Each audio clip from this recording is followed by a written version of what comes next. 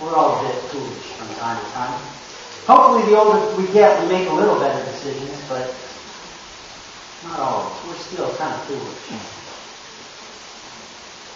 What do you think of when you hear this word? Evangelism. What kind of images come to your mind? Does it scare you? Does it raise your blood pressure? Does it give you nightmares about knocking on doors and having an old, rude man or woman slam the door in your face? Maybe some of you have pictures of when you accepted Jesus. Or maybe a loved one accepting Christ. Maybe you think of miracles that you have witnessed. Maybe you remember how the Lord used you. Have you ever wondered where we got the word evangelism? It has a certain connotation for each one of us. But the word evangelism, it must have come from the Bible, right? Actually, you won't find it in your English translation. The word evangelism just isn't there. There's no word in the Bible translated evangelism or evangelize. I sound like a heretic, don't I? What am I talking about then? Now, before you get too worried, our English word comes from a transliterated Greek word. So when you say evangelism, you're kind of actually speaking Greek. Our word evangelism comes from the word euangelizo. It almost kind of looks a little bit like evangelism. Maybe not. It does. Euangelizo. This word is translated to preach, proclaim, bring good news, or tell the good news. Evangelism. Euangelizo. It's from this term that we get our word evangelism. According to the Theological Dictionary of the New Testament, this term was used most frequently in war. Sounds like a little strange scenario there. Its roots go back to the Hebrew term basad. Basad. This term was used to indicate news coming back from the battlefield, either good or bad.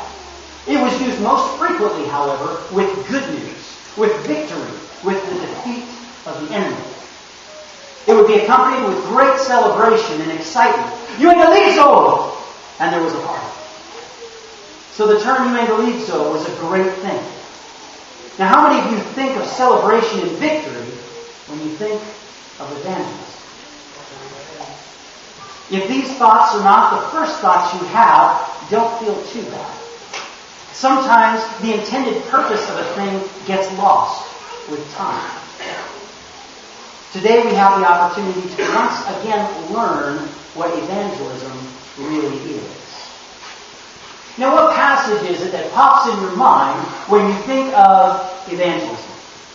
Go ye into all the world. Go ye into all the world, yes. Absolutely. Matthew 28, beginning of verse 18. And Jesus came and spoke to them, saying, all authority has been given to me in heaven and earth. Go therefore and make disciples of all the nations, baptizing them in the name of the Father, and of the Son, and the Holy Spirit, teaching them to observe all things that I have commanded you, and lo, I am with you always, even to the end of the age. This text tells us to euangelizo, right? No, it doesn't. I know, I'm just full of tricks this morning, aren't I? How terrible. But here in Matthew 28, we don't find the term euangelizo. We find another very important term. Here in Matthew 28, we find the term matheteo. It means to go make disciples. Now, what does it mean to make disciples? Does that mean we're supposed to wear a robe, have no home, carry a walking stick, and get our tax money out of a fish's mouth? That's what the disciples did, right? No, that's not what it means. It means to make followers or pupils, students of something. A disciple is a student of a particular teacher, whoever it may have been, Socrates or Plato, John the Baptist. Now let's get some context for Jesus' statement in Matthew 28. Jesus has been resurrected, came back from the dead. He's been with the disciples for some time, and now he's just about to go back to heaven, to be with his Father. The disciples had learned. The Holy Spirit would be sent to them. And Jesus departs from His disciples. But just before that, He says a couple things to the disciples. He knows that they're a little raw, a little rough around the edges, but they know what they need to know. So Jesus says first in verse 18, He says, all authority has been given to me. Jesus says, everything is in my control. I have power over everything. You have nothing to fear.